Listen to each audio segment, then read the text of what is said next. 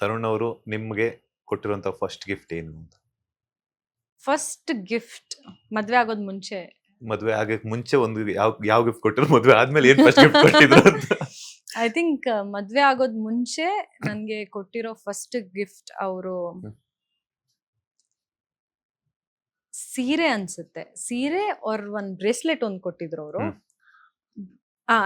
I think it's a bracelet. ಹೌದು, Bracelet. Bracelet. After marriage first gift was ತುಂಬಾ things ತಗೊಂಡ್ಬಂದಿದ್ದಾರೆ. First earrings, ಇದೇ earring actually, ಅದೇನಾ? ಈ diamond earring. ಹೌದು, ಇದು gift ಮಾಡಿರೋದು ನನ್ಗೆ.